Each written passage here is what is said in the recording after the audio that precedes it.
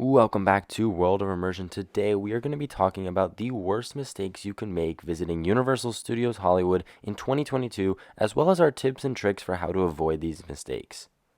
If you have not already, be sure to hit that subscribe button so you never miss when we have brand new videos from all of your favorite theme parks across the country. With that being said, let's get right into the video.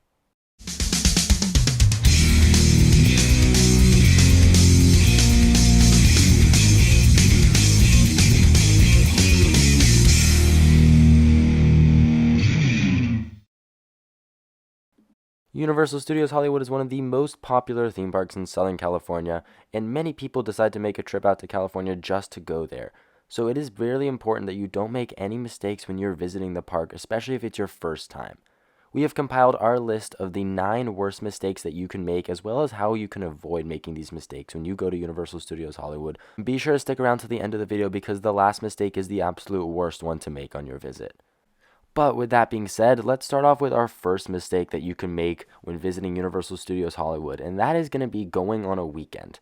Now, obviously, it is not possible sometimes to plan your trip to go during the week to Universal Studios Hollywood. However, if it is possible, I would strongly suggest going on a Monday through Thursday. First of all, the park will be significantly less crowded, and it is so much cheaper. It can be at least $20 or $30 cheaper to go during the week instead of on the weekend. And like I said, the crowds will be just so much less than if you're going on the weekend that it would really help to go during the week if you can. All right, but then the next mistake that you can make, and this would be right when you get to the park, and that is going to be going to the Wizarding World of Harry Potter first. If you go there, you are in for a long line for the Harry Potter ride there. Every single person in the park, almost everybody, goes to the Wizarding World of Harry Potter first because it is the first land that you see when you enter the park. So I would strongly suggest going down to the lower lot instead and doing rides down there, such as Jurassic World and The Mummy, instead of doing the Harry Potter rides. Trust me, this will save you a ton of time in your day during the park if you can get those rides in the lower lot done first, and then later in the afternoon move up to the Wizarding World of Harry Potter, because so many less people are there in the afternoon and evening, because everybody's already ridden it in the morning. So yeah, that is definitely the best tip that I can give you when going to Universal Studios Hollywood, is to go down to the lower lot first. But next, our next mistake that you can make when visiting a park is not taking advantage of single rider. At Universal Studios Hollywood, the single rider lines are amazing. Almost every major attraction has it, and it lets you skip pretty much the entire line. And usually, you'll still even be put in the same car as your party. You'll just maybe be a few rows back or something. But trust me, it is so worth it to be able to skip the entire line pretty much by using single rider. And it also lets you re-ride these rides over and over again. Rides like Jurassic World and The Mummy have fantastic single rider lines that I would strongly suggest taking advantage of on your visit to Universal Studios Hollywood. Alright, but the next mistake you could make would be skipping the shows. Universal Studios Hollywood has 3 major shows, that being Animal Actors, Special Effects, and Waterworld, and the last one being the best one that you should absolutely see. Waterworld is one of the best theme park shows of all time, and I would strongly suggest checking it out if you've never seen it before. It is definitely one of the highlights of any trip to Universal Studios Hollywood, and the day can almost feel incomplete without going to some of these shows. They have a good number of rides, however, they don't have as many rides as some other parks in Southern California, like Disneyland or Magic Mountain. So filling in those gaps in the lineup with shows can really help make your day a lot better. But yeah, like I said, definitely check out Waterworld and check out Special Effects and Animal Actors before they're gone beginning this January. Alright, the next mistake is going to be waiting to do the studio tour until later in the day. Now, this is the opposite of the Harry Potter ride. A lot of people do the studio tour later in the afternoon or towards the evening, and actually the studio tour usually closes at least an hour before the park closes. So be sure to check out the studio tour much earlier on in your day so you don't miss it before it closes or have to wait in a crazy long line for it. I would definitely suggest checking this out after you do the rides in the lower lot. As soon as you're done with those, just head straight across past the Simpsons ride and go right to the studio tour. Trust me, it will make your day a lot better to get this done early on in the day, especially because it's a really long ride as well. So if you're doing it later in the day, it can feel really tiring, but early on in the day, it's a lot better. Alright, but the next mistake is going to be eating in the park. Now, obviously, if there's a specific restaurant you would like to eat at in the park, go ahead and go right for it. However, in general, the food in City Walk is going to be a lot cheaper and sometimes a lot better. There are some great sit-down restaurants as well as a great selection of fast food and counter service restaurants that are really good as well. You're able to leave the park and go to City Walk and come right back in. You just have to get your hand stamped. So I would strongly suggest checking these out for lunch or for dinner when you're at Universal Studios Hollywood.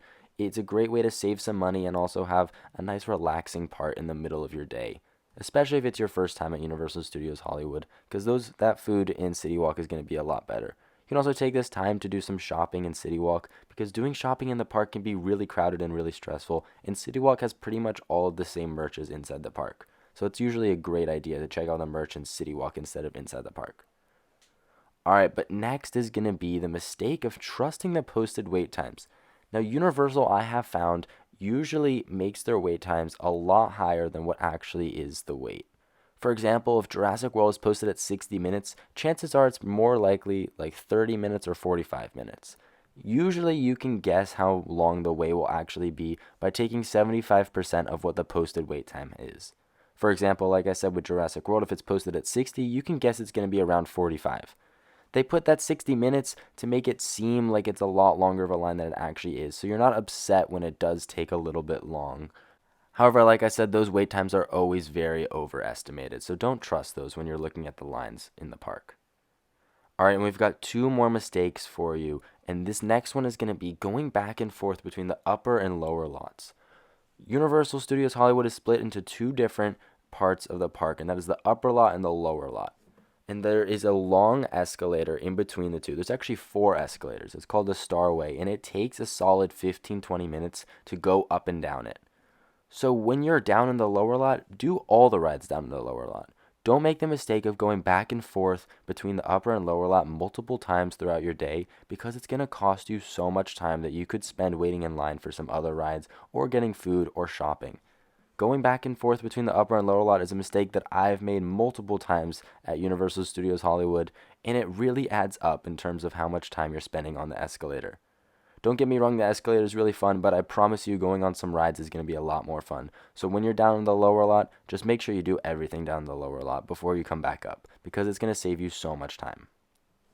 Alright, we've got one final mistake for you, and that is going to be buying express when it's not necessary. If you're going during the week like our very first tip suggested, then buying express is not going to be necessary at all. Express is going to cost you so much money, and buying it when the park is not super crowded is a really bad idea. On the contrary, though, if you're going on a weekend, I would suggest getting it because the lines can be insanely long. However, like I said, if you're going during the week or even a weekend not during the summer or the winter time, it's usually going to be fine without express. So like I said, don't buy express if the park's not going to be too crowded, because it's going to cost you a lot of money and you're going to realize you didn't actually need it. However, that's going to do it for all of our mistakes and tips and tricks for Universal Studios Hollywood in 2022. If you liked the video, be sure to hit that subscribe button and hit that thumbs up button if you enjoyed the video. Thank you so much for watching World of Immersion today, but before you go, be sure to check out this video where we rank every single ride at Universal Studios Hollywood in 2022 so you can see what are the best rides that you should do on your visit. Thank you so much for watching, and we'll catch you in the next video.